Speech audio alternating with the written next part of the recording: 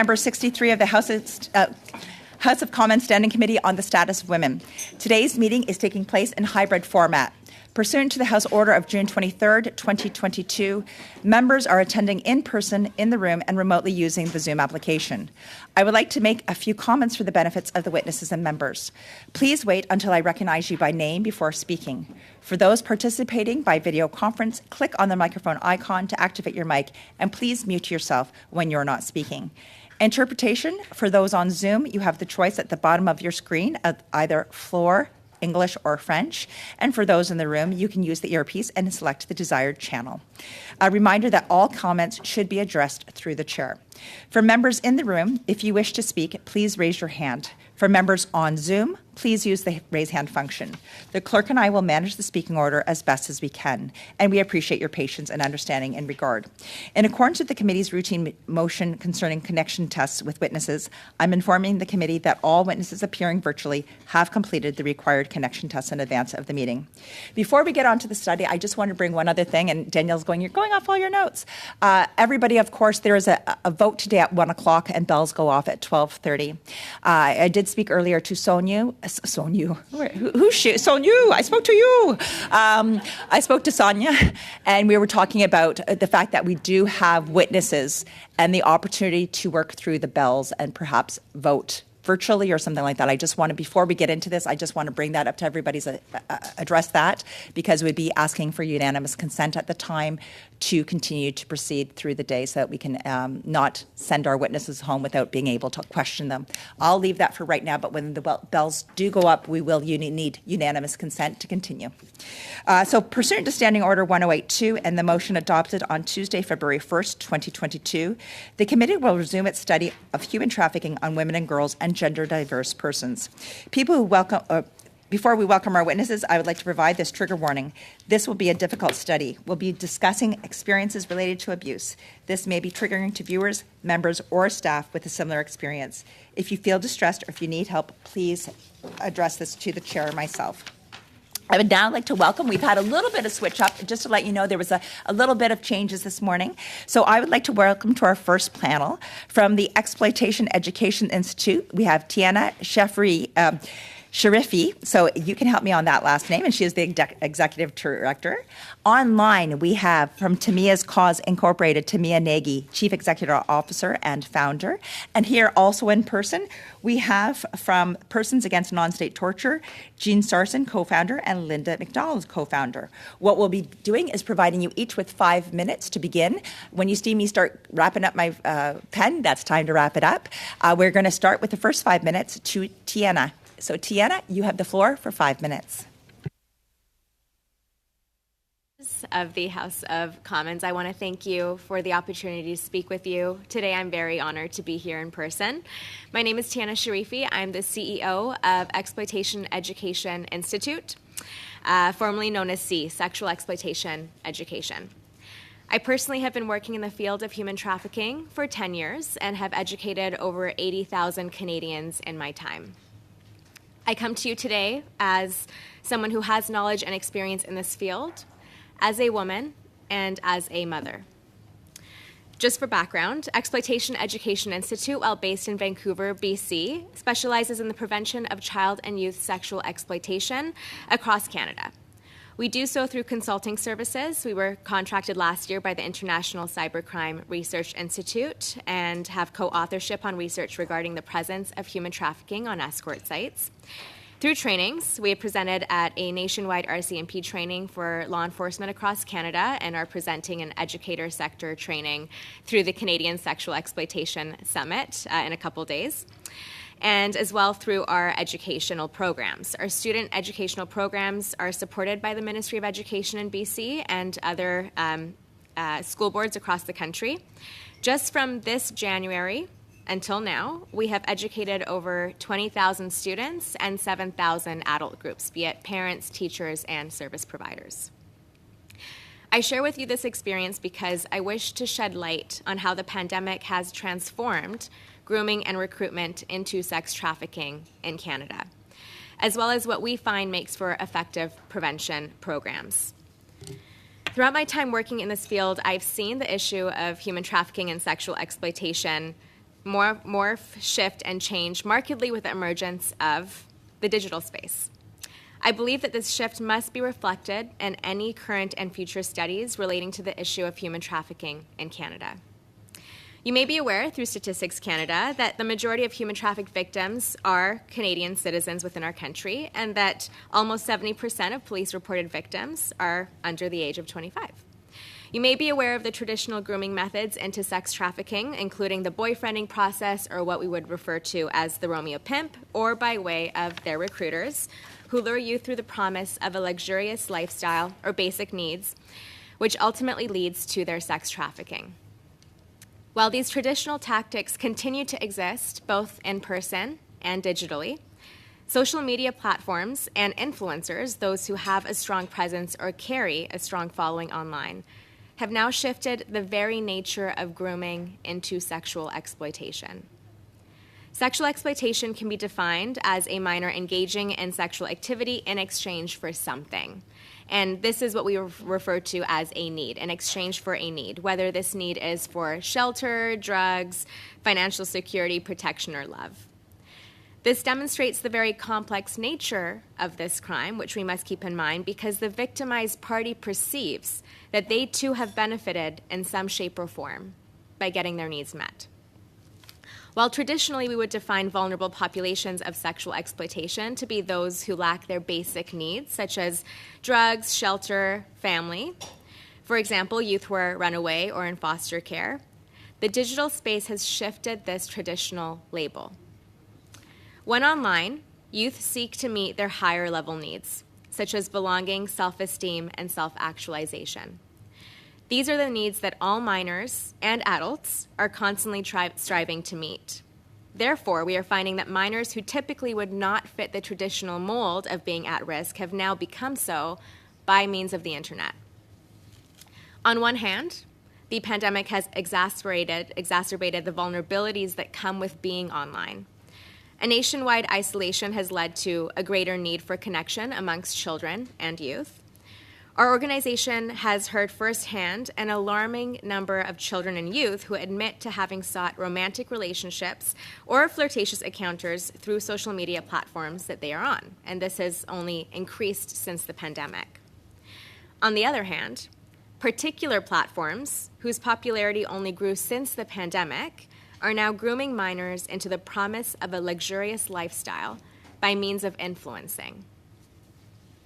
Platforms such as TikTok, YouTube, and Instagram have demonstrated to our younger generation that anyone could potentially come into fame or fortune, with much of this being directly connected with their hyper-sexualized content and objectification on these platforms.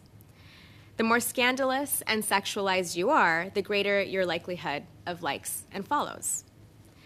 I wish to disclose that I myself am on TikTok.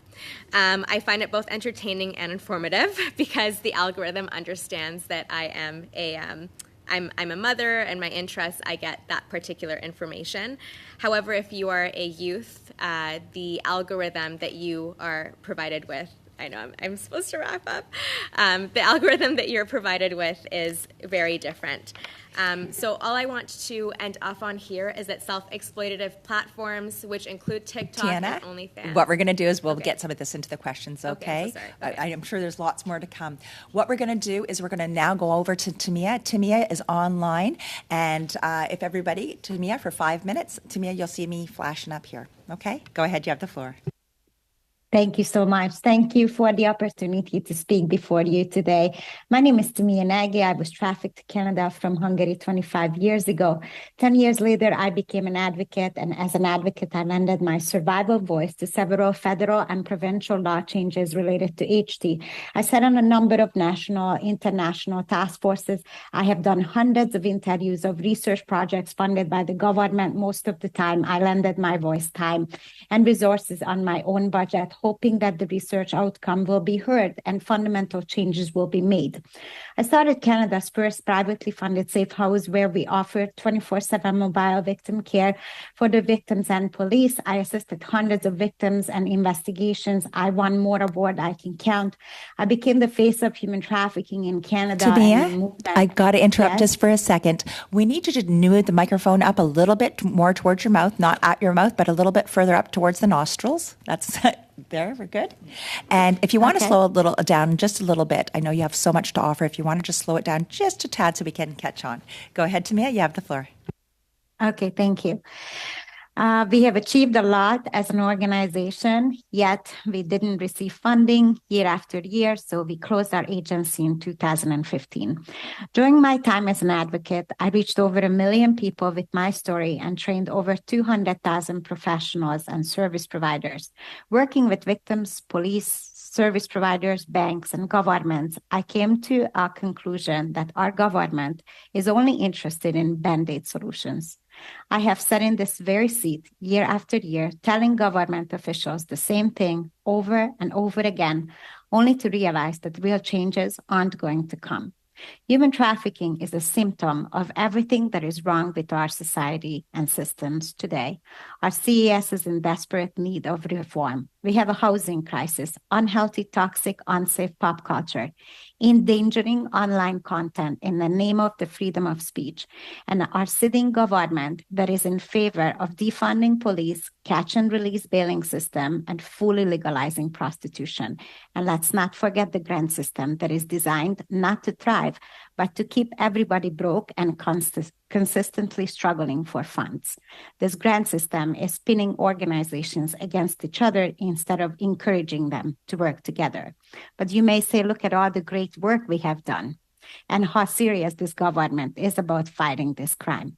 If that's the case, then my question is, how come we still don't have mandated training in Canada for law enforcement or service providers? Did you know that approximately 70% of our frontline police officers are not even trained in human trafficking? There are police officers who don't actually know the signs of human trafficking. What about our nurses, health practitioners, doctors, mental health professionals? To my knowledge, we have about 3 long-term safe houses in Canada to serve up to 40 individuals for up to 2 years. And that is serving approximately 50,000 victims. How can we possibly sit here and say that we are very serious to find this crime when there is no mandatory training, no sustainable funding, and no actual national collaborated effort? Where's our national strategy? We had one, not sure what happened to it. We begged and pleaded for years with all governments to put real funding behind a national prevention strategy for our kids. We still don't have one. Instead, we are left to go to schools on our own time, own resources, and doing uncoordinated efforts to prevent kids to be trafficked. And that's something that the government should have done years ago. We also have a sitting government who is revising mandatory minimum legislation, such as the mandatory minimum sentence for 10 years for trafficking an individual for under the age of 18. Instead, federal judges choose not to use the punishment because it's too harsh. I would like them to tell that to the victims as well. We also created a habit of giving of millions of dollars to organizations who never worked with victims of human trafficking, but they look fantastic on paper. Survival voices are also asked to lend their voices to and their expertise to build programs and policies, only to find out that our suggestions are constantly cut out, and programs, safe houses, and services that are getting kickstarted and funded that are actually starting up that we don't actually need, or we as survivors don't actually benefit from. The system is designed to treat the outcome of human trafficking crisis, and as it's designed to... Et on veut garder les systèmes dans le système. On doit faire des programmes pour les survivantes et on n'a jamais... It's not coming through. Okay. They got French under English. Okay, so we have, I'm just looking for a translation. Danielle? So Dominique, are you able to, Dominique, can you hear us? It's in the English. In my English here, French translation is Yes. coming through. Tamia, we'll just wait 1 second. We want to make sure.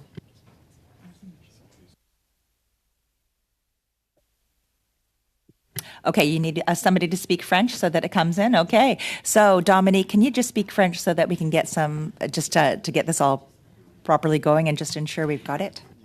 Certainement, je peux parler. Certainly, I can speak French. Good morning, everyone. I hope you're having a good week. We have a great chair today. You are exceptional. Fantastic. Tamia, I'm sorry about that hold. We're going to come back to you so that you can finish up. Thank you. So did you know that it costs $785 to any sitting government to take care of a victim once they're being victimized for the next 20 years? So if we have approximately 50,000 victims in Canada, please do the math. How much money does it cost to the government or us, not to mention the emotional toll that the victim has to go through by rebuilding their life? It is pretty simple. We either make serious efforts and put serious investment behind the cause to affect real change, or we are going to continue to treat the symptoms and not the root causes.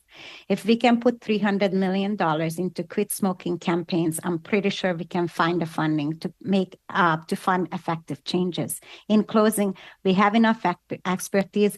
We've done the research. We've done enough hearings like this. We know what the problem is, and we also know how to fix it. So my question is today to the government and the committee before me, are we going to make some real changes this time, or are we going to spend the next 10, 15 years again, talk about the same thing, continue acting out of crisis and make empty promises? Thank you. Thank you so much, Tamia. Now I'm going to pass the floor over for Persons Against Non-State Torture. And Linda, I believe you're beginning. Linda, you have the floor.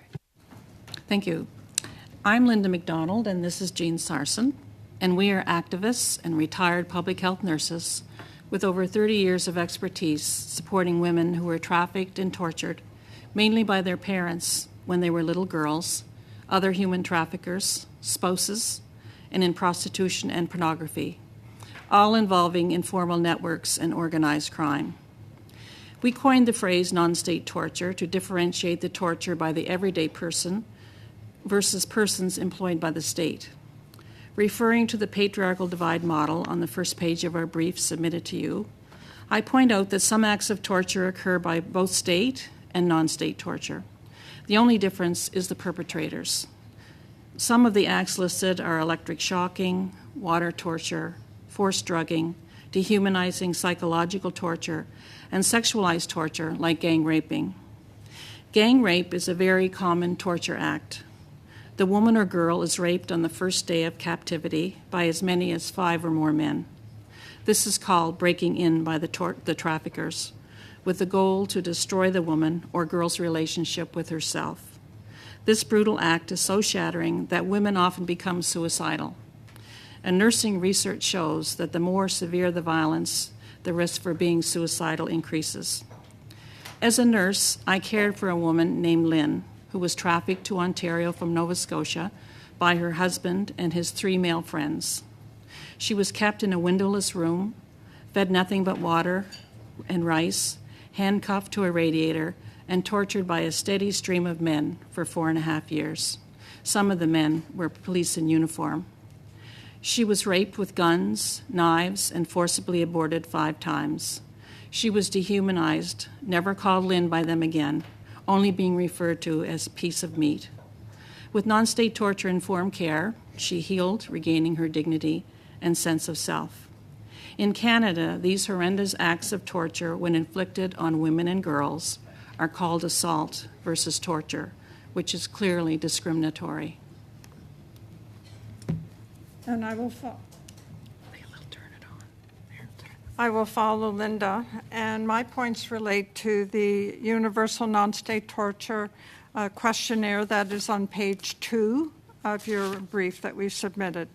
There were 49 mostly women respondents, and 24% were Canadians. The 48 non-state torture acts reflect victim-centered language they use to tell of the non-state torture crime done to them. There are interconnections between physical, sexualized, and psychological, mental, non-state torture crime listed. For example, being sat on makes breathing difficult is physical non-state torture, which becomes sexualized non-state torture with oral raping. And because it compresses the chest and women fear they will not be able to breathe and will die. This is psychological non-state torture. This also relates to choking, to strangulation, to forced ingestion of the perpetrator's body fluids, and the fear of vomiting and being forced to ingest their vomitus. Terror, horror, and fear of going crazy and being pathologized as mentally ill versus being respected as victims of non-state torture crime and human trafficking.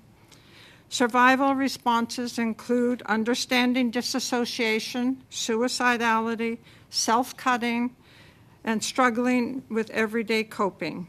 Sexualized health issues can include surgical vaginal repairs, hysterectomies, repair of rectal prolapse, and sterility. Recommending criminal code amendments to criminalize non-state torture crimes will hold traffickers accountable for the non-state torture crimes they inflict. Criminal code amendments will educate society about the severity of human trafficking and fosters developing non-state torture victimization, traumatization, informed care, and promote the healability of women and children.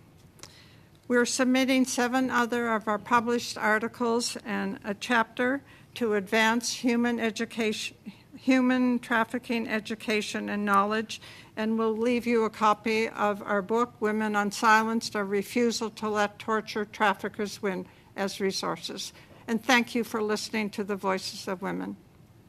Thank you very much. We're now going to start with our first round of questioning, 6 minutes each to each party. We'll start off with Anna Roberts. Anna, you have 6 minutes. Thank you, Madam Chair, and thank you to all the witnesses for being here. This is an important study, and through our research a couple of weeks ago, we were able to visit many areas across the country to learn a lot. And I think I agree with every single one of you. I don't think as a government we're doing justice to the female victims. So I'm going to start my questioning with Tamia. So Tamia, it was a pleasure to meet you a few weeks ago, and thank you for the book. It's very heartfelt, very sensitive, and I can understand why you're doing what you're doing to help the victims. So my question to you is, I got a couple of questions. First off, you mentioned there's a lack of funding. Would it be possible if we were to, as a government, implement a law to ensure that all the perpetrators and the users, all the assets are seized, and that money is put back into helping the victims? That's my first question. And my second question is, why are the judges not applying the maximum sentence to these perpetrators? Because as a mother, and I have a daughter, I think I would possibly go crazy if something like that would happen to my own child. So why are these judges not understanding the importance of maximum penalties? Because let's be honest, if you follow the money and if you don't punish them for what they've done, they're never going to stop. Can I get your comments on that, Tamia, please? Thank you. Yeah, thank you so much. So first of all, if we do have a law where proceeds of crime would actually end up going back into victim care, then we have to fix the grant system first. So you put the money, you take the money out of the trafficker's hand and the John's hand and everybody's hand, then you put it in a pile, and a pile will end up in a broken grant system. And a broken grant system is the one who's going to eat up the money again, and the money is not going to go where it needs to go. So my suggestion is, if we take the money away from the proceeds of crime, we just have to have a reform on a granting system so that the money actually goes to the rehabilitations of the survivors, and or go directly back to the victims who worked really, really hard and made $300,000 to $500,000 for the trafficker. So that's one. And to answer your second question is, I actually don't know why. I have done a little bit of a research on it. The judges who decided not to go for the harsh sentences, their comments used to be was that it's too harsh. Then I don't understand why we have laws. Why do we have laws if the judges are not implementing our laws? So that was used to be their feedback. It's just too harsh. It's too harsh of a sentence for a young individual to go to jail for 10 years for trafficking somebody. That's the answer we used to get. So and again, we have a sitting government who is not interested in being very effective on implementing these laws. They are not putting pressure on the judges at all to implement the law that has passed. You mentioned about the fact that the catch and release. A lot of the perpetrators getting out there and re-victimizing the victims so that they won't testify? And is this why they're getting away with it? Because if we're going to let them out on bail, then there's nothing stopping them to antagonize the victims and their families. Would you say that that's accurate? Oh, absolutely. What is the point of catching them if they're only going to get released? What do you tell the victim? Yeah, please come and testify. Put your guts out. Be scared. Be intimidated. Face your trafficker in court who told you if you do that, you're going to be killed, only for the victim to watch this guy walk out on bail. Literally, what's the point? Thank you. Okay, so I'm going to address my question to Linda and Jean, my next question. Thank you for the work that you do. It's very important. So I would say to you, based on the same questions that I asked to Mia, do you think that we should implement a law that the funds that are, the assets that are seized from the perpetrators and the users are put back into helping, like the safe houses, helping the victims? Yes, certainly they should go back to the survivors, for sure. I do agree with that, yes. And do you agree with changing the law to make it tougher? I mean, these are children. These are our children. These are the people that are going to hopefully become adults and be productive citizens of this country. Why are the laws not changed to protect our children? Like, I don't feel that the sentencing, to me, 10 years is not enough. It should be 25 years. Absolutely, I agree. I can give you an example of what happened in Nova Scotia about why in the law and in judges that they're not taking it seriously, because I can give you the example of a mother whose 16-year-old was trafficked, and when the mother was in court listening to what the conversation was, they were calling her daughter a sex worker instead of a victim of human trafficking. So the misogyny creeps into the system, and it's sexualized, and to think that a 16-year-old is called a sex worker when she was trafficked in itself is, to me, violating the crime, and that's going on in a court of law. Awesome. So the other thing Jean, for us... Jean, thanks very much. I'm going to have to go over to the next round. We're just trying to keep everything as equal as possible. I'm just going to pass it on for the next 6 minutes to Jenna Setz. Jenna, you have the floor. Thank you very much, Chair, and thank you to all of our witnesses for being here today, but of course for the important work that you do each and every day. As you've heard, the committee has had the opportunity to visit various parts of the country and have really been digging deep on how we can do more on this issue. I think I will start my first question to Ms. Sharifi, and please correct me if I'm mispronouncing your name. It struck me, so one of the, from my understanding, there's kind of 3 prongs of work that your organization does: the consulting piece, the training, and the education. On the education piece, you referenced in particular programs in BC working with school boards.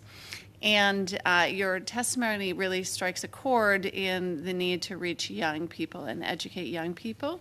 So can you expand? Is it you're in BC and school boards? What are the barriers to expanding that more broadly across the country?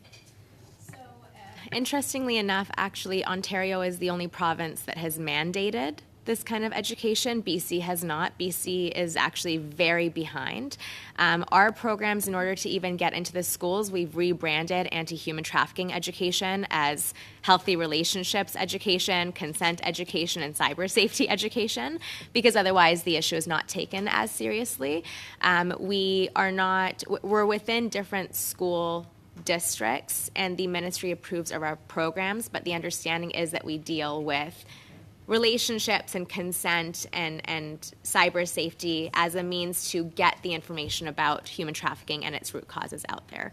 I strongly believe that we need a countrywide emphasis on prevention education, because if you want to deal with human trafficking as just the issue as it is, you're too late. And I believe that we have to mandate this education as young as, just from elementary school, and addressing what those root causes to any form of exploitation would be. Thank you for that, and certainly resonates. I think especially as you were stating the impact of the pandemic and the digital age, in that kids, young girls are on these platforms, as you've mentioned, at a younger and younger age, and ensuring that they understand, which is very difficult, the risks of being lured in. What methods or what are you, as you're going into the schools around that social media piece, what methods are you using, or how are you reaching those young people that is actually resonating? Because I think that needs to be, as you've said, replicated across the country. What we try and do is come from a lighthearted approach, because if you come into a school just trying to create fear and shame, it's not going to hit the kids as effectively as if we come through games and activities and humor. And so we really approach it from a very lighthearted perspective. In that sense as well, schools are much more accepting of bringing us in. When we educate, and I think that this is also important, many victims of human trafficking do not define themselves by that definition. And most victims of sexual exploitation when it comes to minors don't identify as being exploited. So the language that we use is very different. We don't say predators, because to them, who they're talking to is not a predator, it's a friend or a follower. We don't use the language of if you're being human trafficked, or 5 warning signs of a pimp, for example, because again, they don't identify that. So we say, relationship that might lead to exploitation. We come from a space of empowering them and giving them agency, that if you're going to be online, not to say don't speak to anybody, or, don't do this, don't do that, which is not as practical. We provide them with tools of, these are the things that you should watch out for that could lead to an exploitative relationship, for example, or an unhealthy friend or follower. So I think that language is very important. And again, addressing those root causes, making them aware that they have vulnerabilities. What are your personal needs that are lacking that you're trying to get met, whether it's in person or digitally? Be aware of that. And then what are those healthy alternatives as well?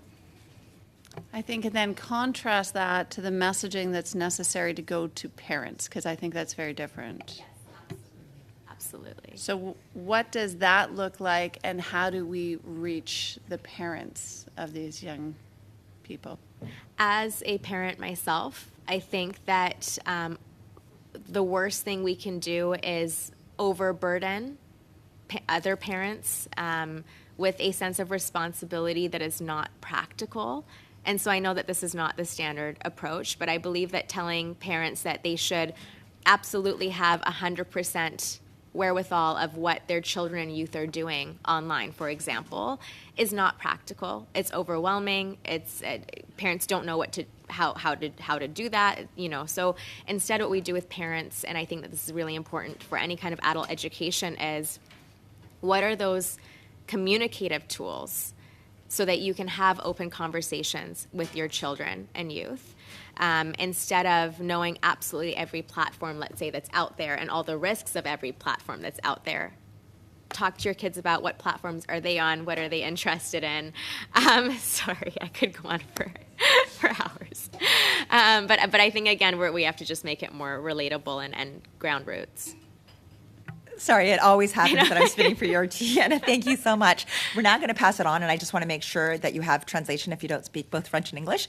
It's going to pass it over to Adrienne Laroche. Adrienne, you have the floor for 6 minutes. Merci beaucoup. Thank you very much, Madam Chair. I would like to thank the witnesses, Ms. Sharifi, Ms. McDonald, Ms. Sarson, Ms. Nagy. This is an important issue that has no place in 2023.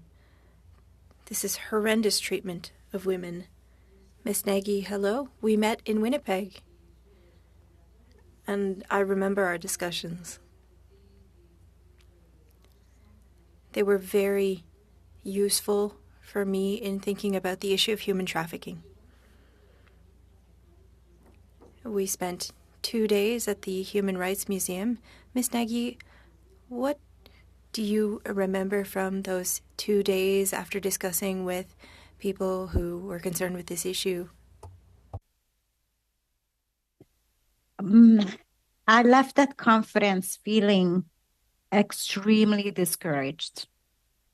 And as such, I actually made a personal decision to leave this space in about a year as a survival advocate.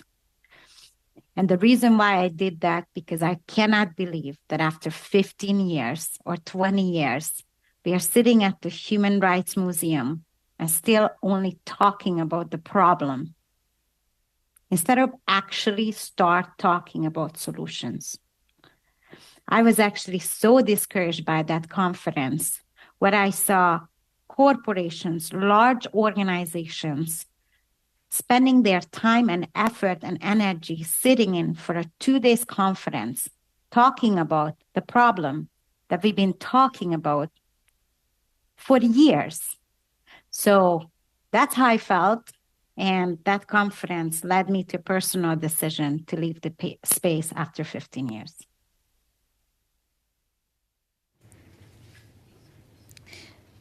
Madame Nagy. Ms. Nagy, discussions were interesting, but I agree with you. Unfortunately, things are not moving quickly enough. I completely agree with you. You talked about a national strategy. I would like for us to talk more about this because we've been talking about a national strategy for years. For over 15 years, as you stated, there was a first plan, and then there was another national strategy, and there are reports, but things aren't changing. What would you like to see, and why are these strategies set aside, and why aren't things changing? And we can see that crime is increasing. Thank you. I love your questions. Several reasons. Governments are coming and going, and different governments have different priorities. And unfortunately, human trafficking is just another political issue. And different governments have different perspective on this issue. Liberals have a different view of this issue. NDP has a different view of this issue, and conservatives. But the truth is, it should not be a political thing. It's not a political issue. It's not a cause that you need to pick up just before elections to get elected or push it away so that you can get more votes. The numbers are speaking for themselves. The research is the same today as it was 15 years ago. And I love, I'm so sorry, I didn't catch her name, but the lady who's talking about the education, I loved her point of saying that it's too late now. It's too late. We have said 15 years ago what's going to happen in 10 years if we don't do this. 10 years ago, 15 years ago, we had approximately 5,000 victims, and now we are estimating 50,000. So what needs to be done? We need a comprehensive national effort we need to put in the work, and we need to put in the funding, and we need to make investment in systematic changes. So investing in organizations that are offering prevention and providing national prevention, a real investment in preventing this, and then at the same time putting in investment to those who already been victimized and help them to reintegrate back into society and stop the ping pong reaction where we just throw money left, right, and center, and there's no coordination whatsoever. So we have answers. We know what we need to do. We just need to start doing the work. There are regions like Peel Region have done phenomenal work. We have best practices left, right, and center. We just need to actually take this seriously, just like all the other presenters have said it earlier.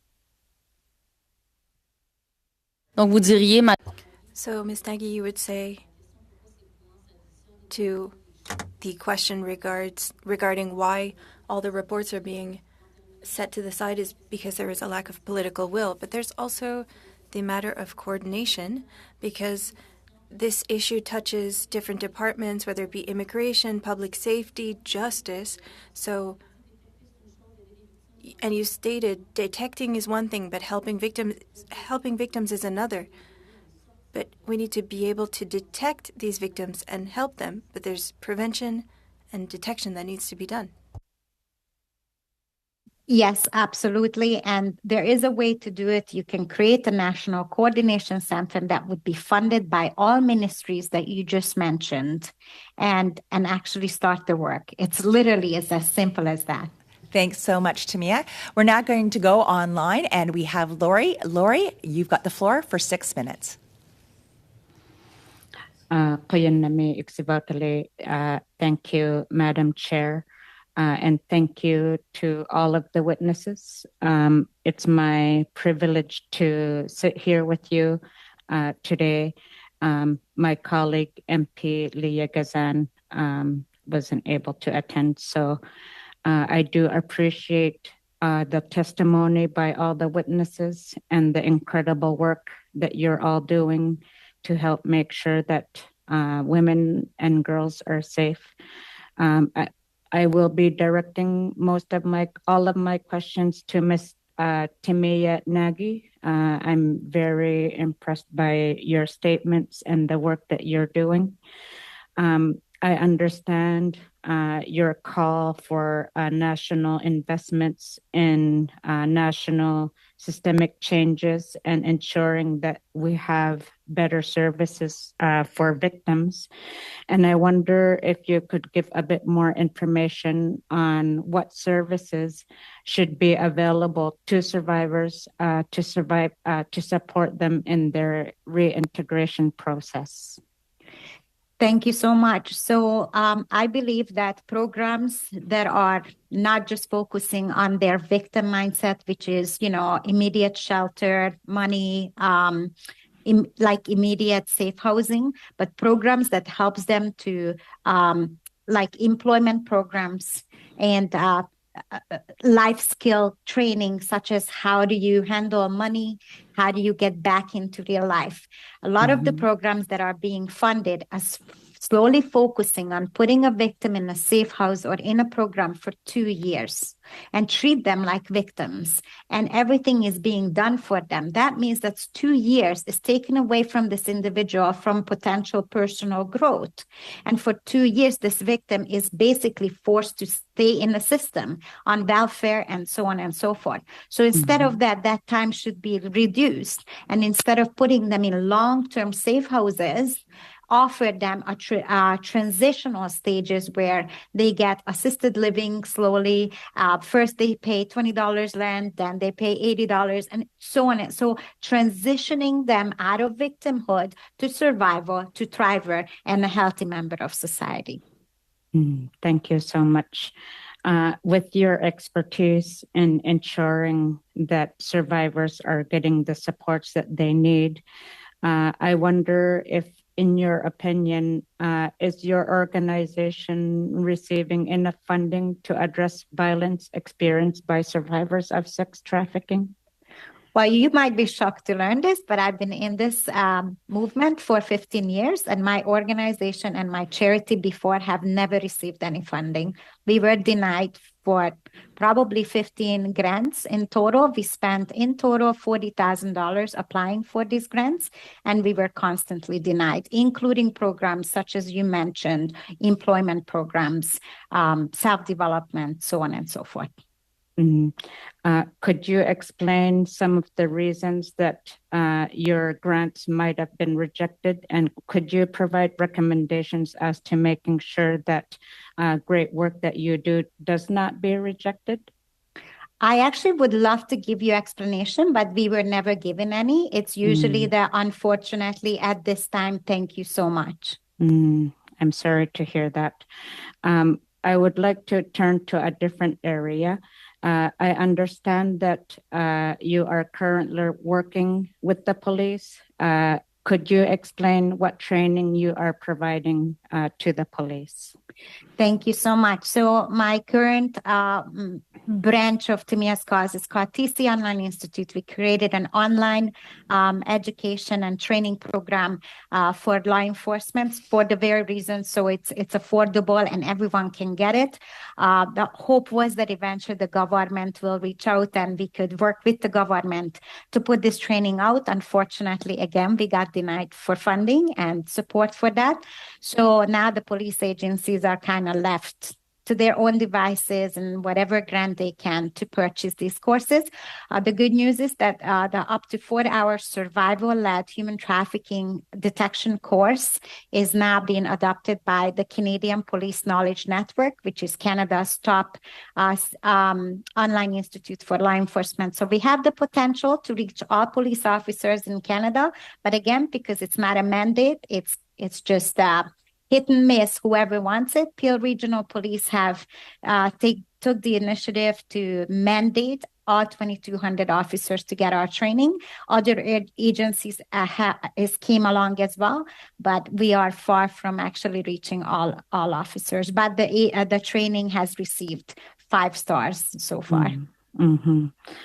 Would you have any recommendations to the committee to make sure that more training is being provided to the police? I do. Unfortunately, I understand that once the government says it's a mandate, then the government has to put money behind it, which is usually not the case. So my suggestion would be, yes, make the training a mandate federally. But I just I don't see that happening. But that is definitely my recommendation. Okay, Lori, thank you so much. Lori, thank you so much. You'll get back 2.5 minutes shortly. We're going to start on our second round. It's going to be 5 minutes, 5 minutes, 2.5 minutes to the Bloc, and 2.5 minutes to the NDP. So I'm going to start off with Dominique. Dominique Vienne, you have the floor for 5 minutes. Merci beaucoup, Madame la Thank you very much, Madam Chair. Thank you to all of our witnesses. As Andréane stated, we heard some very shocking things. We could think that human trafficking happens here for women, but also for men. And to think to be a family member must be horrible. We talk a lot about victims, and at this committee we make space for victims and survivors.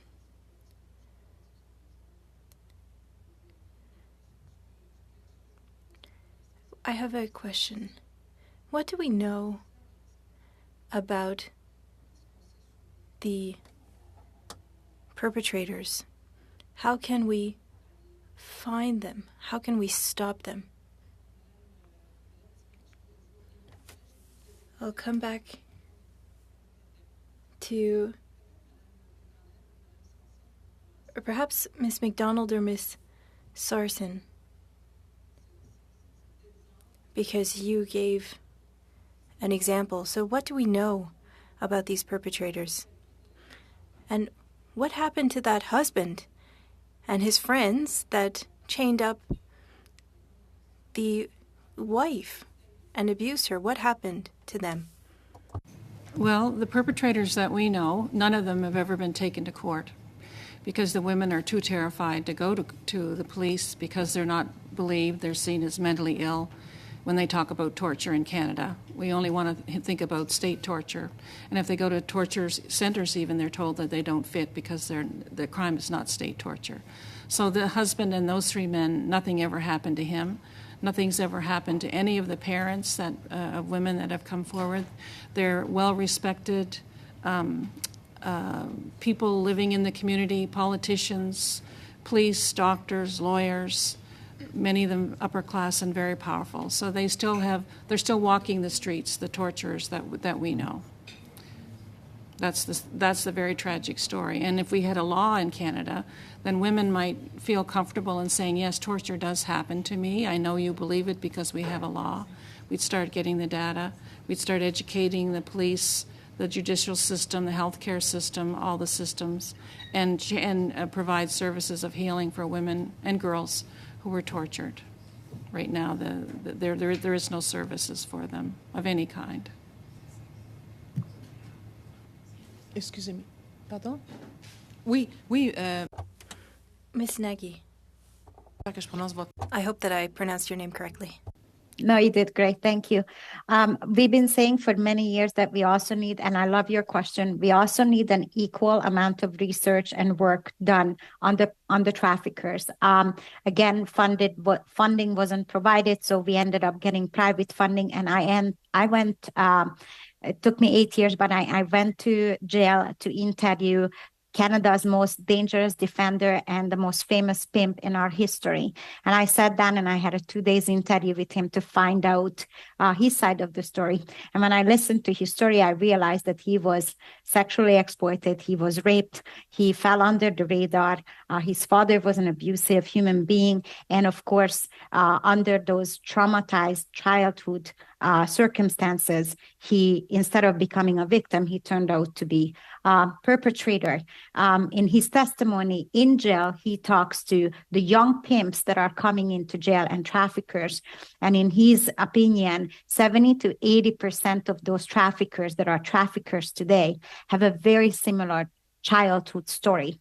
So when I keep saying we need prevention, I don't just talk about little girls need to be prevented from being trafficked. I'm talking about little boys needing to have this conversation about being a pimp and being a trafficker is not an answer to your childhood trauma.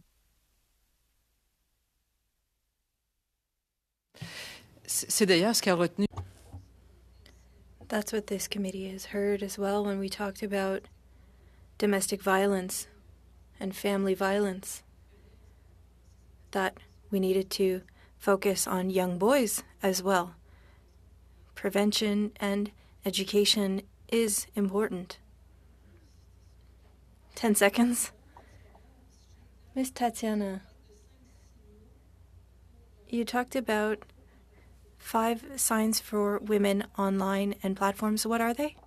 Okay, so looking at Tania, just because it's so crazy, what I'm going to ask for that response, if you wouldn't mind, you talked about those 5, if you could put that in writing to our committee, we'd really appreciate it. Just with some technical difficulties, things like that.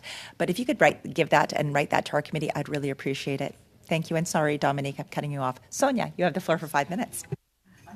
Thank you, Madam Chair, and I want to share my time with the Mark Saray too. I really want to say thank you, all the witnesses today. A special thanks to Timia.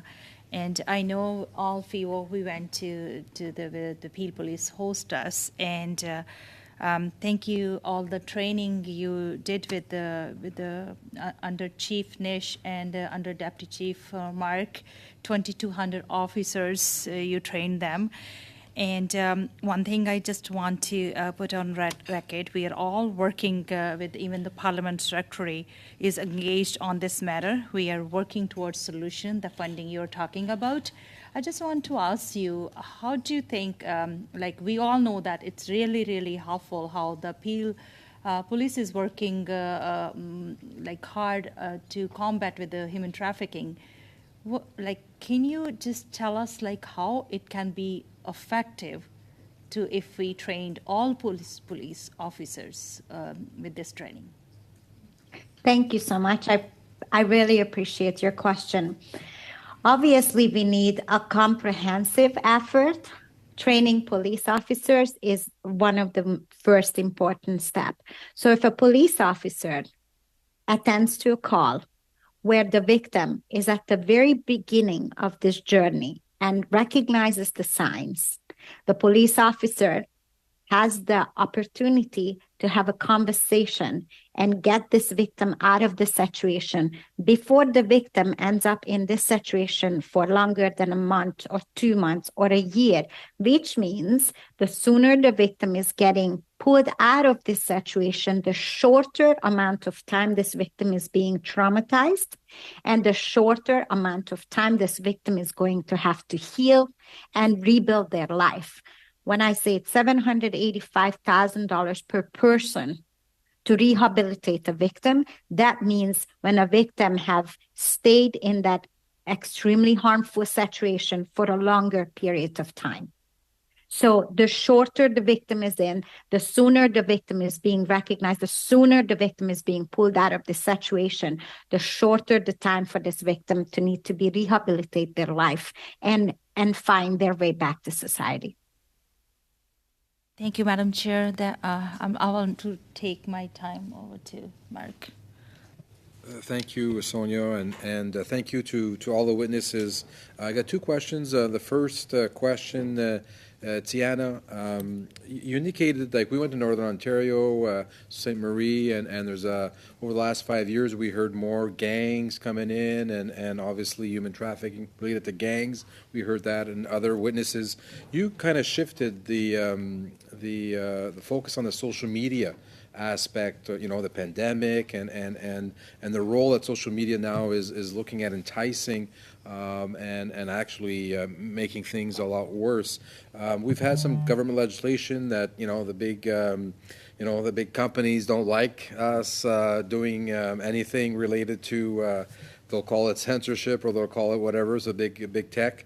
But can you give us some specific recommendations on what we could do as a federal government to actually regulate TikTok and YouTube and Instagram, because this is a big issue, especially for the young, and we've heard boys and girls. Absolutely, that's a very loaded question. In an ideal world, we wouldn't have platforms for individuals like Andrew Tate who have normalized e-pimping and the platform OnlyFans.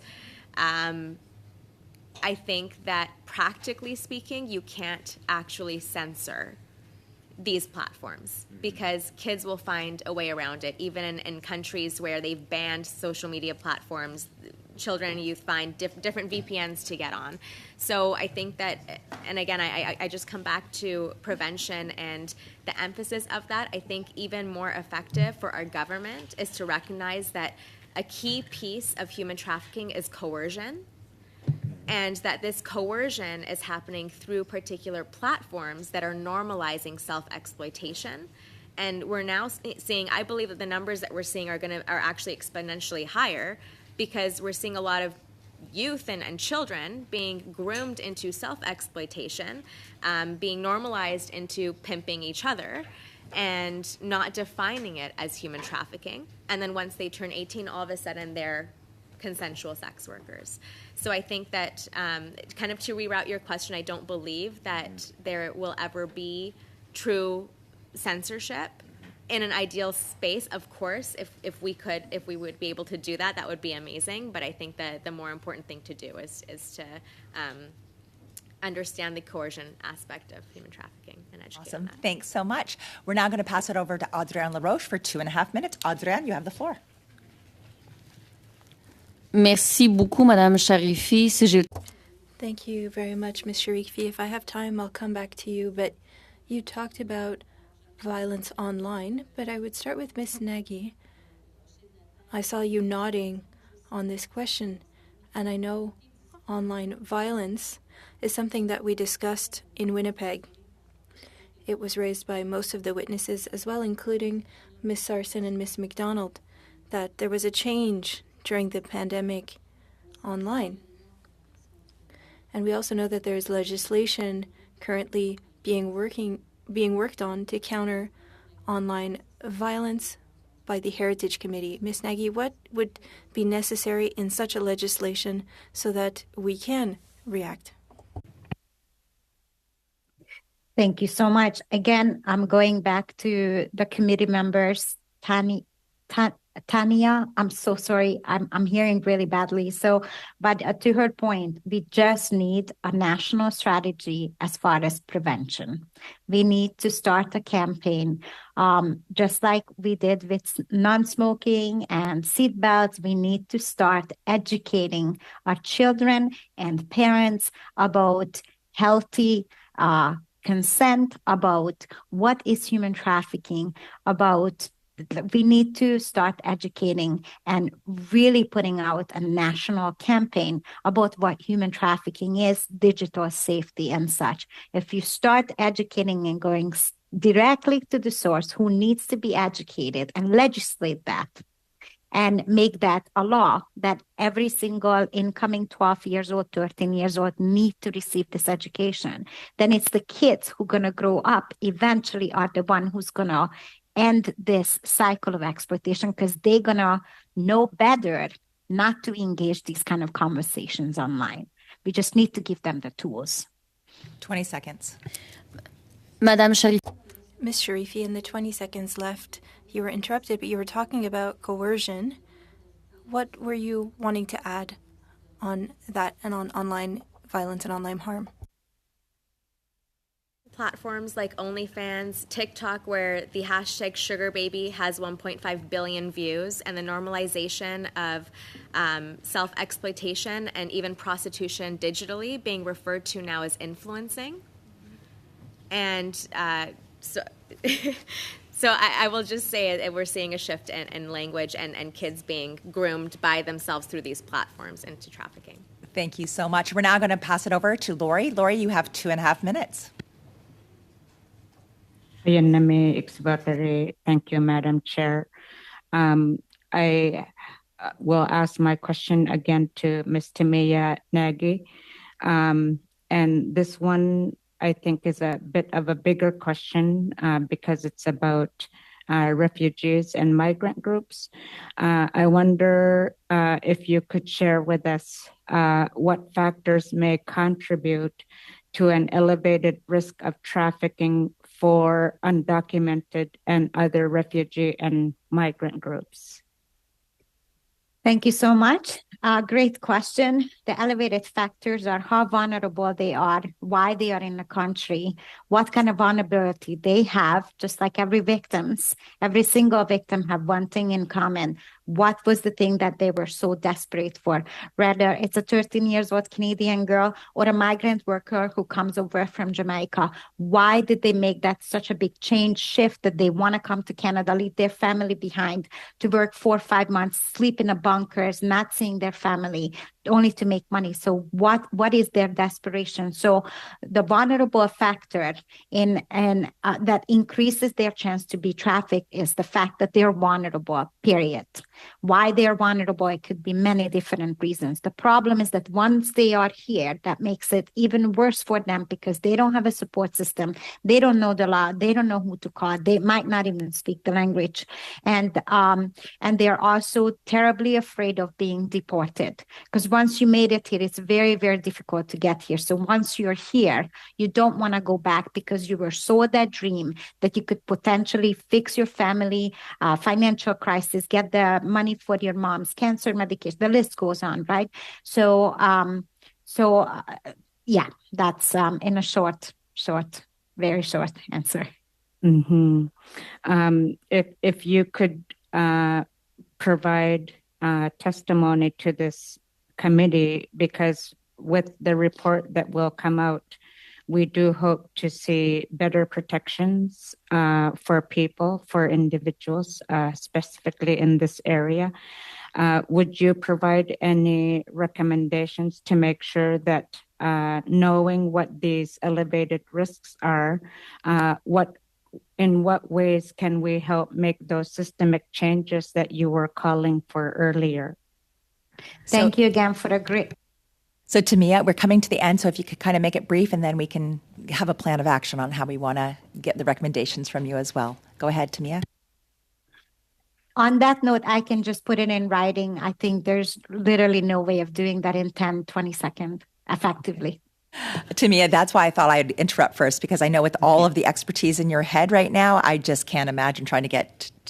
We're only starting with the first split of hair. Anyway, what we're going to be doing is, this is the end of our first panel. We're going to be suspending just for a few minutes, just because we've got the next panels, they're all online, so we're going to do sound checks.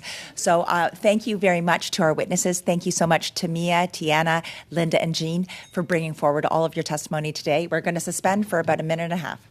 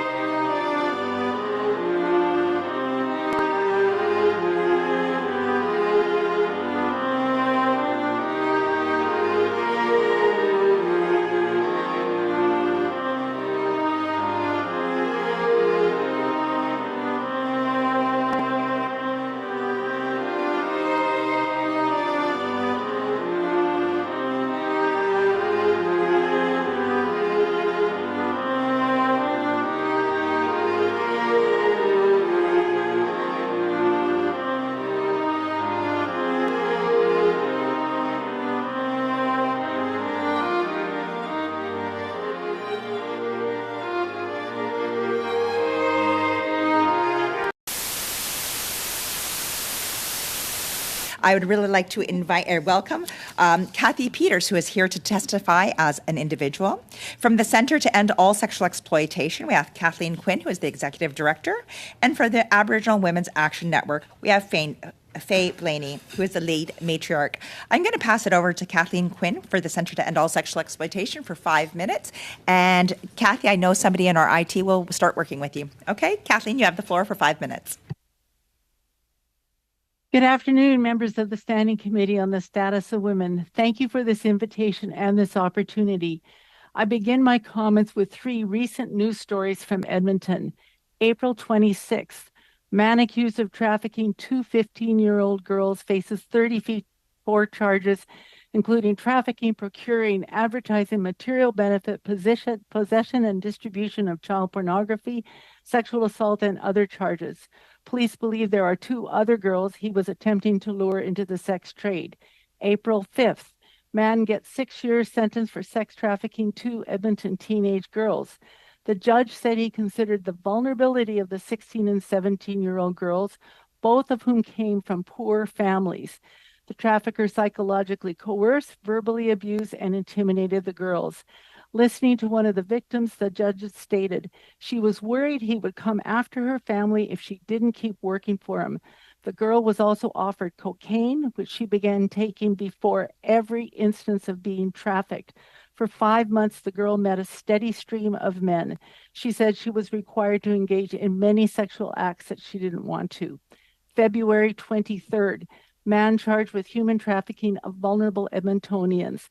The staff sergeant of our Alert Law Enforcement Human Trafficking Counter-Exploitation Unit stated, the trafficker would lure these women to hotels by offering drugs, food, and a place to stay, then exploit them and force them into the sex trade, even taking them throughout the province. Police suspect there could be up to 20 other young women exploited. The charges included trafficking, procuring, advertising, material benefit, and sexual assault. All 3 traffickers are young men, 21, 22, and 37. A 4th person charged is a 19-year-old woman. She goes to court in May. This has to stop on all angles. I have to ask, what is the missing piece in these 3 news stories? Who is invisible? I suggest the invisible are those men who search the internet or city streets seeking to pay for access to the bodies of girls, women, and gender diverse persons. Their actions create the market for those to turn to trafficking, be they individuals or organized crime. Sex trafficking is a business where traffickers make money because there are consumers demanding the product they sell. The human trafficking detectives tell me there used to be 2,000 ads per day on Leo List in Edmonton, and now there are 5,000 ads. These are becoming more explicit in the photos and the descriptions of sexual acts. I spent Saturday with men arrested in police operations for attempting to purchase sexual services. It's called the Sex Trade Offender Program. The men learn about Canada's laws, the dynamics of the sex economy, and sex trafficking. They hear from a man who was a former sex buyer.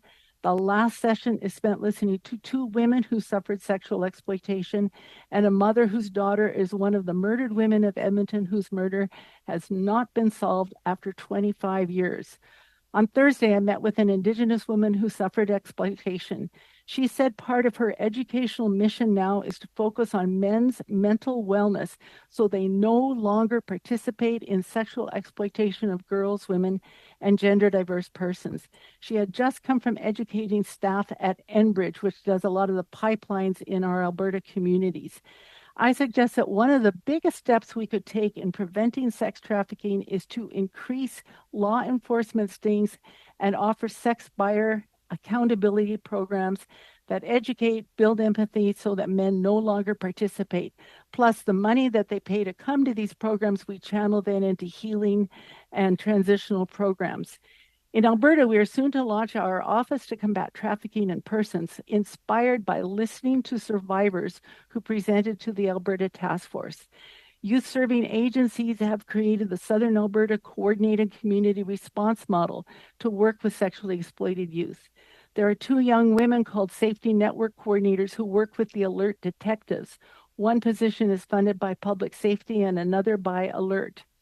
In April, law enforcement officers from Canada came together to share expertise and challenges. This was called the Madison Session, named after a young woman who died as a consequence of sex trafficking. These initiatives and others we are working on in Alberta are guided by listening to the experiences of those who survived and who say, we want to be part of creating the future. Thank you. Merci. Thank you very much. We're now going to move over to the Aboriginal Women's Action Network with the birthday girl, Faye Blaney. Faye, you have the floor. Thank you. So I'm with the Aboriginal Women's Action Network, and we are 26 years old, a feminist group of Indigenous women. Up until like very recently, we were just a volunteer group with no office and organizing out of our homes. So in our commemoration project, we held a 5-day group with survivors, and they were all elders, and it just was such an eye-opener for us to learn what these women had gone through. We also held a group with Inuit women in Montreal because we note that there was a news breaking story there that Inuit women were dying and no one was caring. And there were so many deaths that were going unnoticed. So we went there to be in solidarity with Inuit women that were on the streets of Montreal. AWON has been involved in the Women's Memorial March, the ground zero for the Picton Massacre. We also have, we had intervener status in the Cindy Gladue case, as well as the charter challenge against the PSEPA law. So I just wanted to offer that. We already know that Indigenous women and girls are very much overrepresented in sex trafficking in Canada. There's many reports that say it's around 50% of trafficking victims are Indigenous women and girls, considering that we're only about 4% of the population.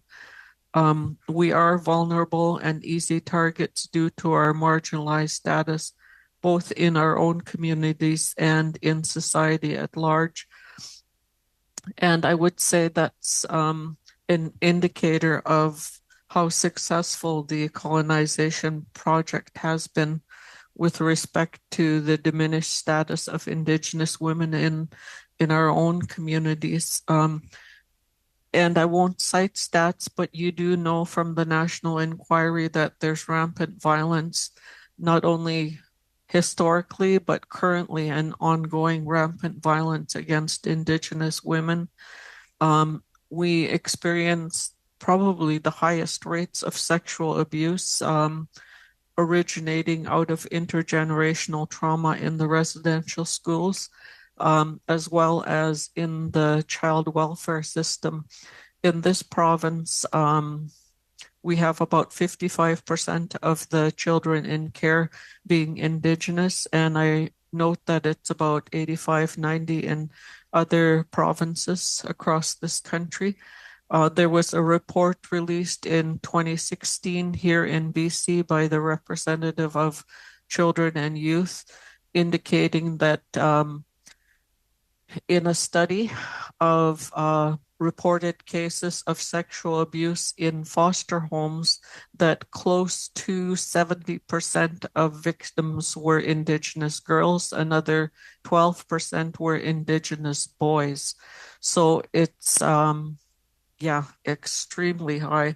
So we're being sexually abused as children, we're targeted as adults. Shireen Rizak has written quite eloquently about how we're viewed as being sexually available. Contributing factors today are the systemic racism, the grinding poverty, the utter lack of services, and lack of culturally relevant services, lack of educational opportunities. And I want to, well, I don't know how much time I have left, but I wanted to move to what I would like to see happening. You have 1 minute. Oh my goodness. Okay, so we are a part of the Women's Equality, I forget our name, but that took intervener status, so you have that record. I advocate for an equity model. I would like to see the criminalization of pimps and johns. I would like to see better adherence of the police to the PSEPA law. Social services, there's been so much overdoses and again, overrepresented by Indigenous people. So improved social supports for people that are caught in prostitution. I think it's pretty clear that there's not a big distinction between trafficking and prostitution. I advocate for a guaranteed livable income. And finally, and especially, I would really like to see the demand to be addressed that the equality of women be seen as an important issue. I just forgot to mention that in terms of social services support, I would really like to see more exiting programs for Indigenous women that have been prostituted across this country. Thank you so much, Faye. What we're going to do now, I have to suspend just for a couple seconds. We just want to make sure that Kathy, I'm just going to suspend. We just want to.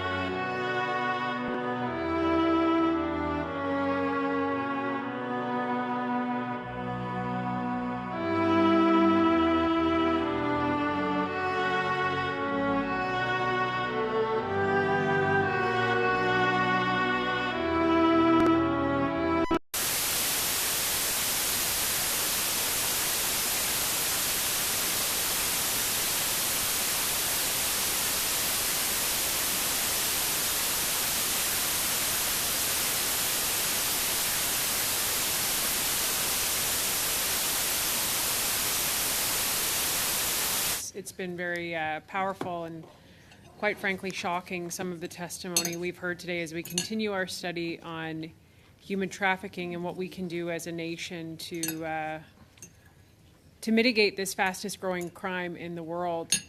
If I can start with Madam Quinn, I believe it is.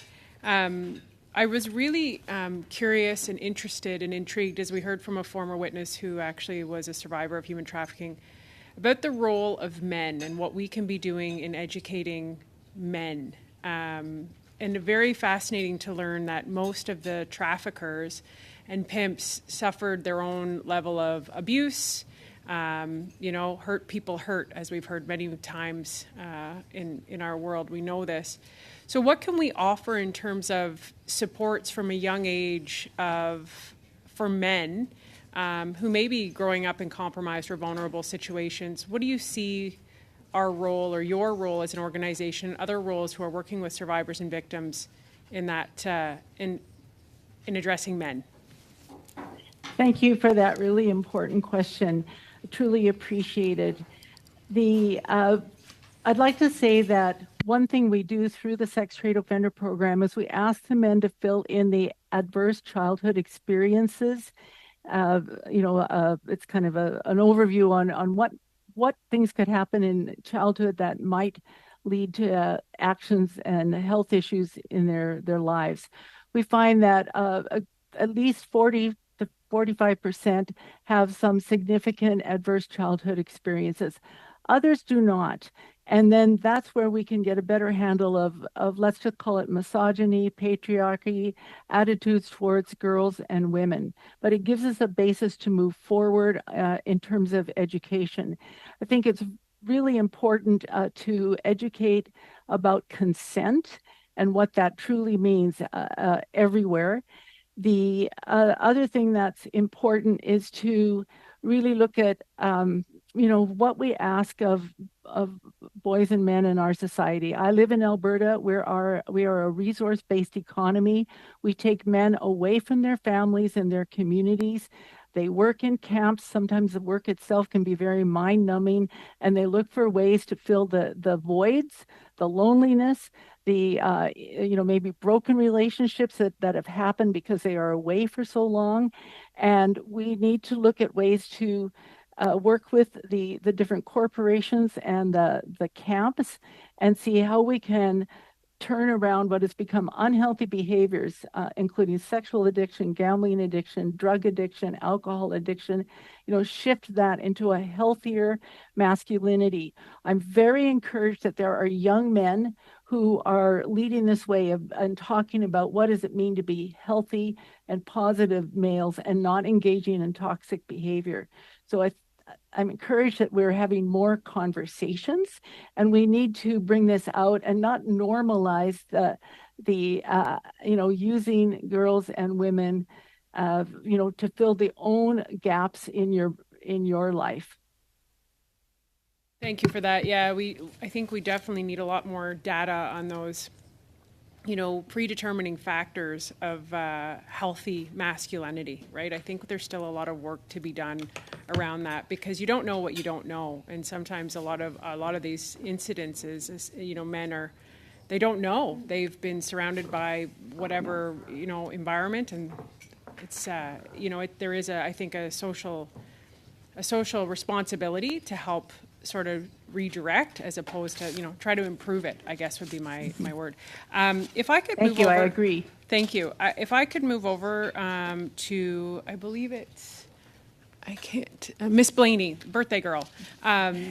If I could ask, we had a couple of witnesses testify here, and it was, quite frankly, quite confusing, I will be honest with you, because I'll just quote some of them. This was Elaine Lamb of the Butterfly Asian and Migrant Sex Workers Support Network.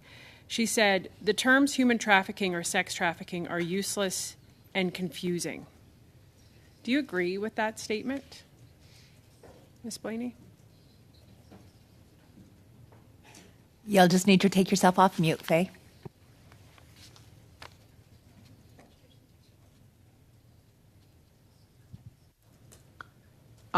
No, I don't agree with her. I don't understand why she would say such a thing. Sorry, Chair, how much time do I have? You have about a minute. Okay, thank you. If I can go back to Ms. Blaney, we've heard a lot about the incidents of murdered and missing Indigenous women, and Indigenous women being far more targeted. We know it's going to take generations to restore a lot of the trauma, right? I believe it's the 7 years is kind of the number of blood trauma. What do you think, from an Indigenous perspective, we can be doing to help our young Indigenous boys, to staying on that theme of young men, in terms of healthy relationships? Do you do any work in that field as well? I am starting a sexual violence program here in Homelco First Nation, and I'm primarily focused on women and girls, but I note that there is an utter lack of programs and services for men and boys. I think that when men are wanting to come forward and be forthright and honest about what they've been through and what they're doing as offenders, there's no support. If you come forward and say something, the entire community will try and drive you out. And that's what happened during the TRC. There was no support in place. Women were disclosing, and men were being removed and sent to jail. Thank you so much, Faye. Sorry, I hate interrupting as you're giving the testimony. I really do apologize. We're now moving over to Anita Vanveld. Anita, 6 minutes. Thank you, Madam Chair. I'd like to address the first question to Ms. Blaney. Thank you very, very much for your testimony. I know that we have heard many times the large proportion of Indigenous women and girls who are trafficked, but it's very useful, I think, for us to hear directly from you about what some of the solutions are. And before we begin, I just wanted to go back to the question that Ms. Ferrari asked about the term human trafficking and using something. I think that what the witness had said actually was, using a term that is in the criminal code for something that is, we've heard throughout when we did our visits across the country a couple weeks ago, that it's really a continuum between coercion and what is, something that the sex workers that women do that is their choice, and then the criminal act of trafficking. But there's a spectrum in between, and it's not always clear where one ends and where the other begins. I wonder if you could comment on that and the terms and the definitions that we use, and the fact that many victims, we heard even today, don't consider themselves trafficked, and if you use that terminology, they don't see themselves in it. Could you maybe clarify a little bit on that? Well, I don't see the big difference between the two, between being prostituted according to the PSEPA law and being trafficked, because that's the starting point, being trafficked into the industry, the sex trafficking industry, and women do get stuck there. For Indigenous women, we are really overrepresented. There's most reports are saying 50% of traffic victims are Indigenous women and girls. An awful lot needs to be done to address our marginalization so that we aren't so vulnerable, and not just to address our marginalization, but also the attitudes of men that are the buyers. I mean, that's the big piece, is the demand is what leads to trafficking and leads to prostitution. Well, and thank you for mentioning that, because when we were in Nova Scotia, we actually heard from an organization that had done a survey of survivors about who were the Johns, who were the people purchasing, and they actually had a chart, and it showed that 50% said that law enforcement were among the customers, and several others were faith leaders, political leaders, people who have authority, landlords, that sort of thing. I'm wondering if you have some insight on that. And I know that Ms. Quinn mentioned this in her testimony as well, and particularly the man camps that are up north. I wonder if you could both, I'll start with Ms. Blaney, comment on what do we do to ensure that these men know the harms that they're causing, that they and that we stop that side of things. Ms. Blaney? Well, the equality model, the Nordic model, is a good starting point to address the inequality of women. From an Indigenous perspective, it's all of the measures in the Indian Act that have ensured our marginalization. And our male leadership are very much complicit. During the national inquiry, I looked up sexual assaults, for instance, and came up with 9 cases. And Bridget Perrier, who's very well known, came forward in Winnipeg and said that the chiefs' assemblies were their busiest days, and they were exploited children that were in prostitution. And our spiritual leaders, that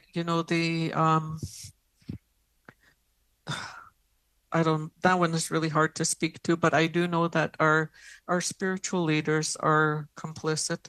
And in Prince George here, we had the judge that was charged, and then a whole number of police officers that have been trying to cover this up for such a very long time. So I'm very much in favor of the equity model that was followed in the Nordic countries, and how it addressed the status of women and the second-class citizenship that we experience as Indigenous women. Thank you. It is appalling to think that the very people that are supposed to protect these young girls and women are the ones perpetrating. Thank you for that important testimony. I think we'll look at that model. I would like to hear what Ms. Quinn would like to say about that particular piece as well, because you did address that in your testimony. Yes, thank you. It's been my privilege to facilitate the Sex Trade Offender Program for over 26 years. It's how I got involved, seeing the impact of of activities of men exploiting young girls and women on the streets of my core community in Edmonton. So I've worked with over 3,400 men. They do come from all walks of life, all heritages, and all ages. The norm, the average age is around 30 to 50, but we have had 18-year-olds to 80-year-olds, and 50% are married. So I think we actually have a real challenge of in helping men understand what is healthy sexuality, what is mutuality in relationships, what is respect, all of these things. And then it crosses over to the abuse of power. Kathleen, I'm going to have to stop you there. We've gone a little bit over time, but perhaps we can get the information that you're providing with some of those statistics on data, on merit. All of those things are quite important. So I'm sure that Anita and I will come up with a suggestion on what we're going to ask you for some more information. So thank you so much. On to Adrienne LaRoche. Adrienne, 6 minutes.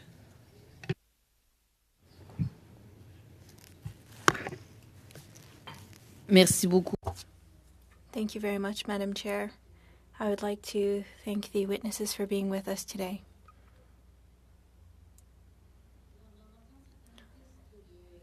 It's interesting to hear certain things to reflect on.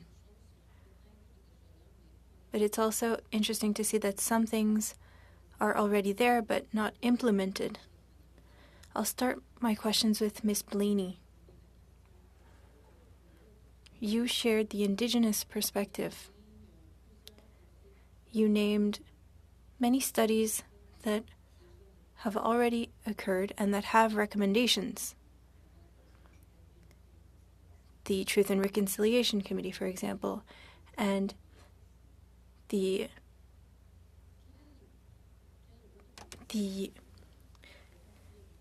Missing and Murdered Indigenous Women and Girls inquiry. And so what could we take from there for human trafficking, considering that Indigenous women and girls are overrepresented?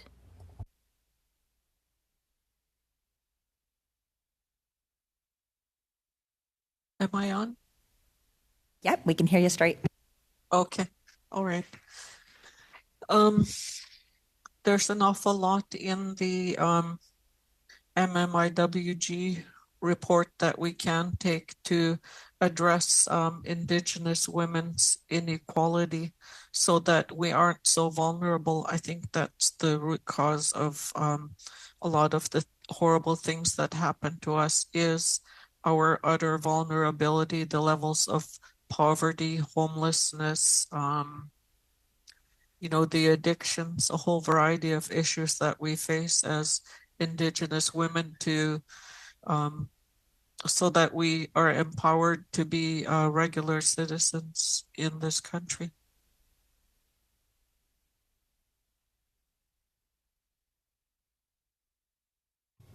Donc, Madame.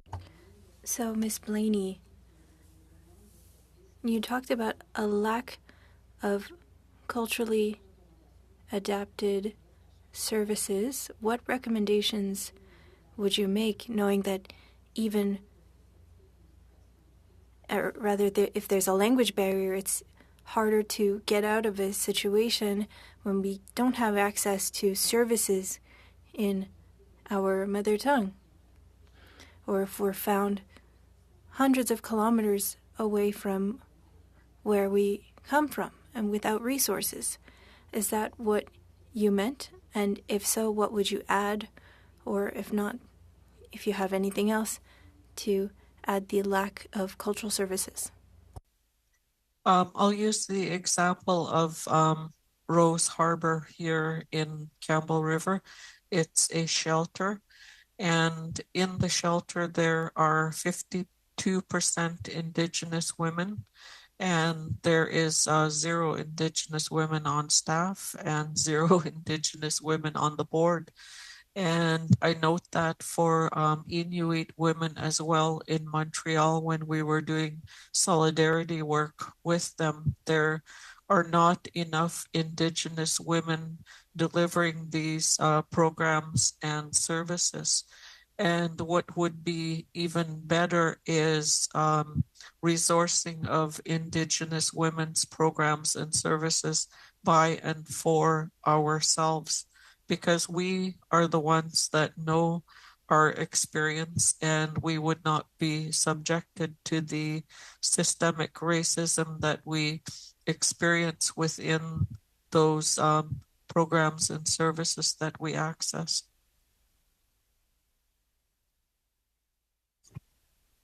C'est intéressant, vous... You talked about Inuit women in Montreal as an MP for Quebec. I'm very concerned for them. And we know that there are pilot projects for shelters, and they could be included in those resources that are adapted for women. And the issue of homelessness would be different for a man than for a woman for the reasons that you raised earlier.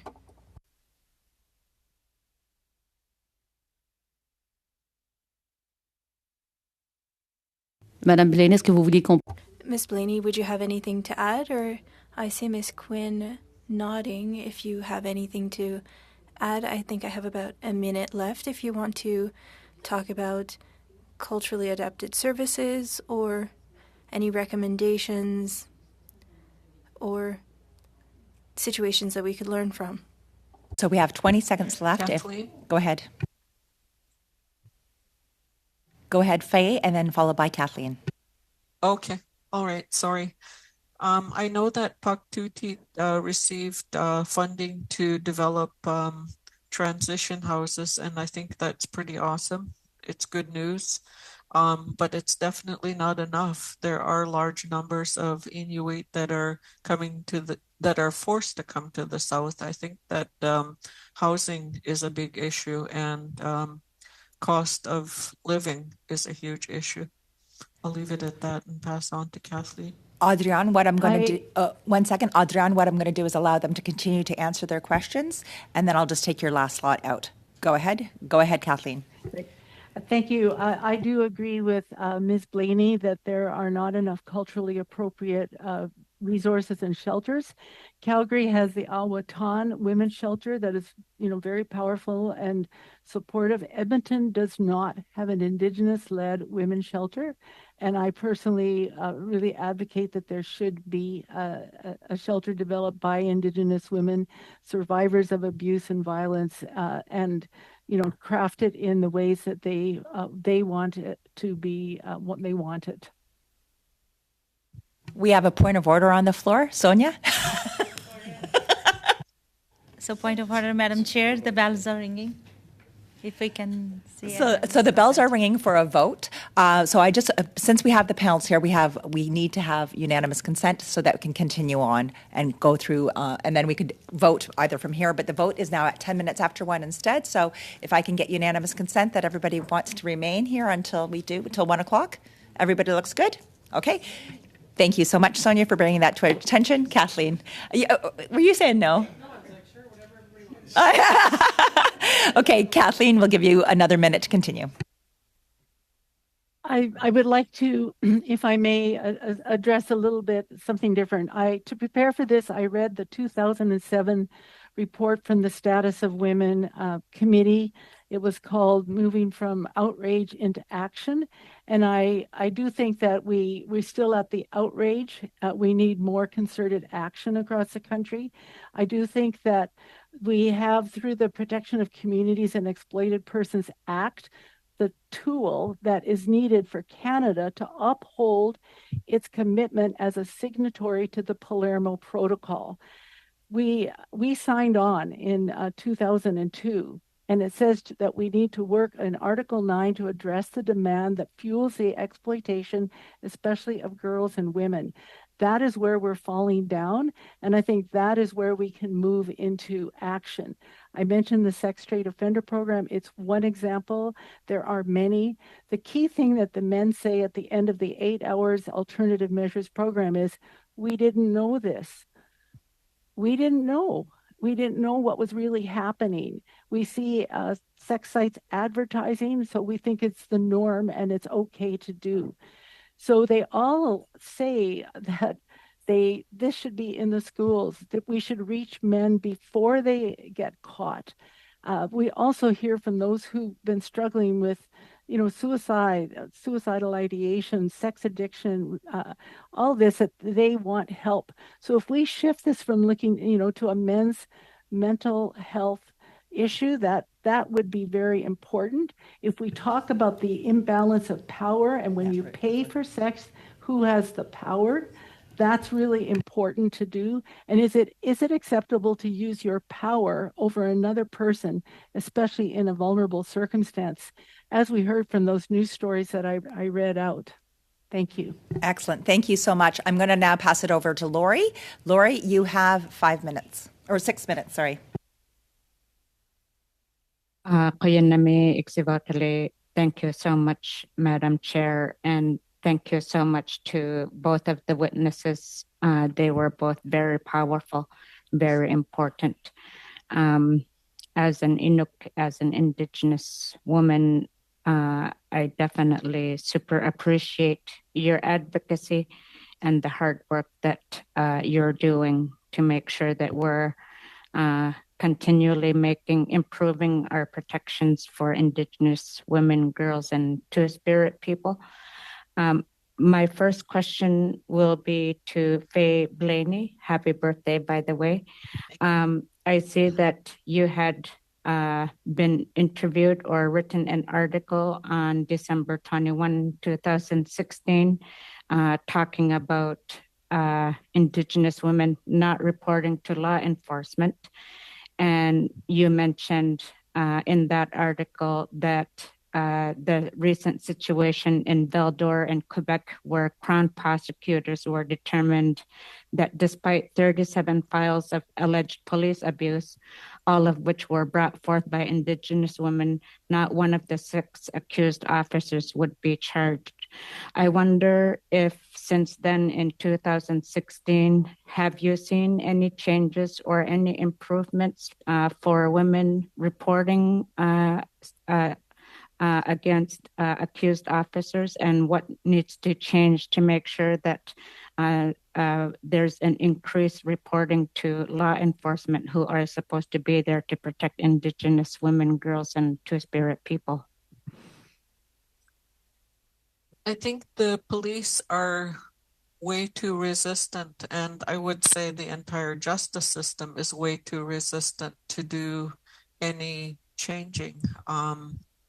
I'm reflecting back on the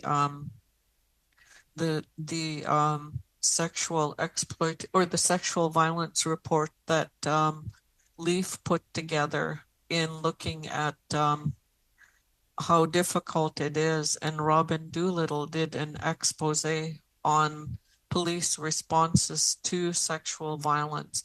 I think the entire system needs change in some way, and what they're doing is not working, but they're very resistant to change. And as it exists now, it's not one of my first priorities to get survivors to go to the police and report anything, because they just aren't going to hear you anyway, much less address the crimes that are being perpetrated internally. In Vancouver, our head of the sexual exploitation unit was charged with sexual violence against youth. And they closed ranks, and they claimed that it was an isolated incident. In my mind, that's yet another example of how resistant they are to address the issue. So I'm not confident that change will happen anytime soon. They, if they're refusing education or reluctant to get education. I don't know what it's going to take to bring about change. Mm-hmm. Thank you so much for that. It doesn't sound like very much has changed since 2016, which is really unfortunate because it points to the fact that there definitely are systemic and structural barriers that expose Indigenous women, girls, and Two-Spirit people to that increased rate of violence. And I wonder if both of you could answer what are the changes that need to happen? I realize, Faye, that you struggle with that. Maybe if we could start with Kathleen to answer that question, and if you feel that you'd like to, Faye, I would love to hear from you as well. Thank you. Thank you so much. I'm seeing some encouraging shifts in that in a couple of ways. One, there are more female police officers, which begins to shift the culture as well. Second, in Alberta and in, I think it's Peel region and a few other jurisdictions across the country, women who are either survivors of trafficking and exploitation have been hired, or young women who are very committed and skilled workers are working with police. So they are the front line responder, and their role is to listen, to help that woman to safety, however she defines it. A woman may never report to police. It may take a year before she decides to report to police, but the role of those safety network coordinators and peer advocates is to, first of all, ensure safety for that woman and that her basic needs are met, and that she is able to begin to move away from the trafficking situation. So I think we need more of those models across the country, and that's what I'll say right now. Lori, I'm going to an extra minute so that, and rather than come back, so you have one extra question if you want to ask it now.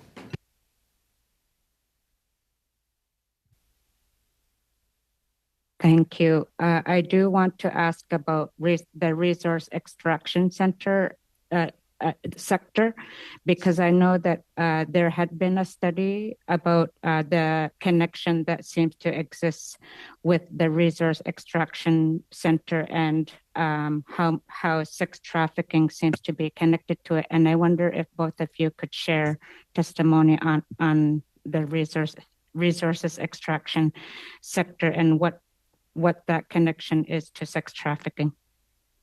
Thank you. Faye, would you like to go first?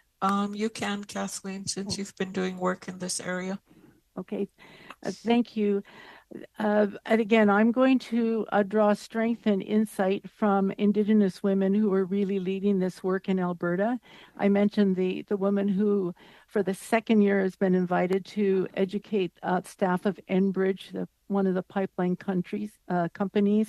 I also am a support for the Indigenous Advisory Monitoring Committee for the Trans Mountain Pipeline expansion, and people from different First Nations communities and Métis settlements are really trying to, see what they can do to turn that around. I think that again, it's the attitudes of men when they're away from their home communities, that they can meet whatever their needs are with the women who are vulnerable and who are around them. I think corporations do need to take a lead and insist on education about sexual exploitation and consent and the murdered and missing Indigenous women. That needs to be a real commitment. Okay. So we're hoping that Trans Mountain will sign on, just like Enbridge has signed on to this education. Perfect. Faye, unfortunately, I'm just looking at the time and we just don't have lots and lots of time. We're going to ask for any of that. If you could do that, your answer in writing, that would be grateful. We have just 2 more rounds of questions. I'm reducing it to 3 minutes each. So Dominique, you have 3 minutes and I'll start with you. Go ahead, Dom. 3 minutes, c'est pas... 3 minutes is not a lot. Thank you to the witnesses for being with us. So, from what I understood, there are those who organize the trafficking, there are those who benefit from it, those who purchase these services, and those who are victims of it. And I feel like there aren't that many people who are enthusiastic to see it end.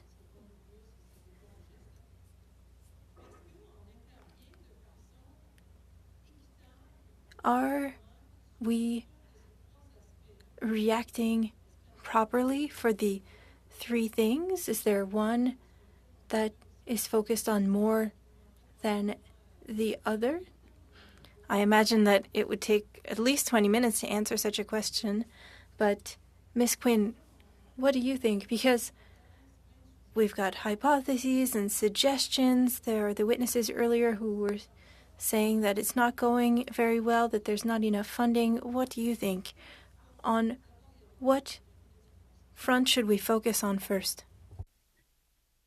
I think we always have to keep our focus on those who have been harmed, and we have to increase the supports and services. At the same time, excusez-moi, il y a un problème avec. It's working? Good. Okay, go ahead. So again, we always are called to support those who are suffering and exploited. And we need to go upstream and work to stop what's causing the harm. And so my advocacy would be on that end. It's the education of boys and men about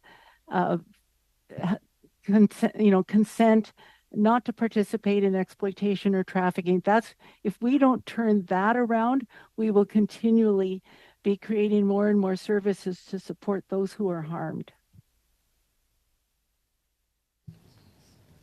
Je suis tout à fait d'accord avec vous. I completely agree with you. Miss Blaney, you... across the country.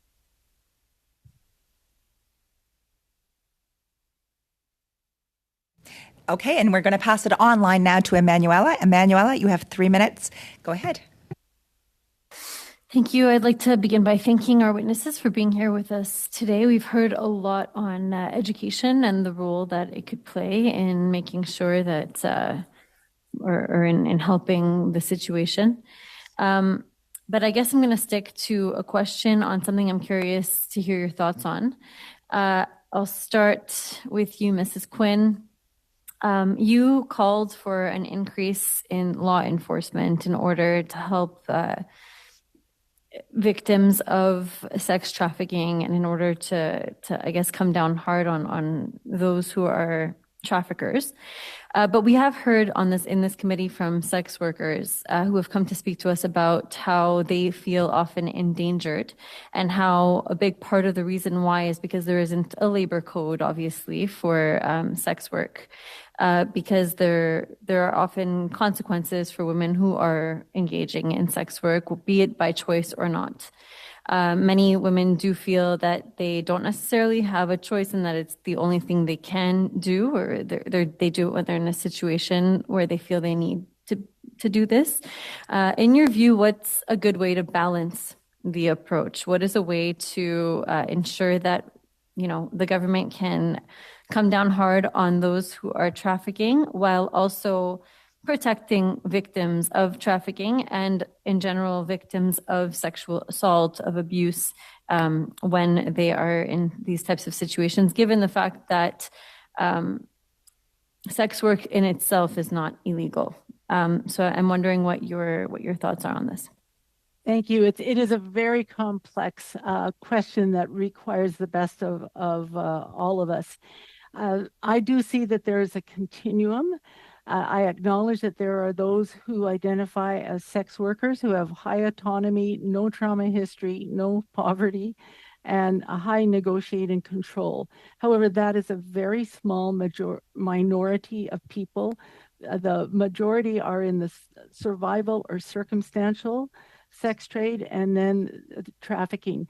You cannot. I once looked at the Fraser River and the Thompson River. at their confluence. And those two rivers come together and the waters mix. So it is very challenging. The men have told us they cannot tell who is, doing this because they need money to pay the rent. They don't know if the person is being trafficked. It's very hard to figure that out. So we do need to really work on some of the bigger things. I support the call for guaranteed livable income. We did a study once during the pandemic where we added money into women's household incomes and asked them, what do you think? And they said, if there was a guaranteed basic income, there wouldn't be a need for sex work. So right Perfect. away, that tells us something right there. Kathleen, thank you so much. I didn't mean to interrupt, but we're just coming to the end of our entire time here. So on behalf of the committee, I would greatly like to thank the two of you for coming. Thank you very much for bringing forward your testimony. If there was any additional information, I know that there was some information that Anita and I were probably both writing down at the same time. So if there's any more information on that, we would love to see it. We will be concluding for the day. Reminder, get your recommendations in on the sports recommendations due today, both in French and English, if possible. We're asking for, and we will see everybody Thursday at 3:30. Meeting adjourned. Thank you. Okay.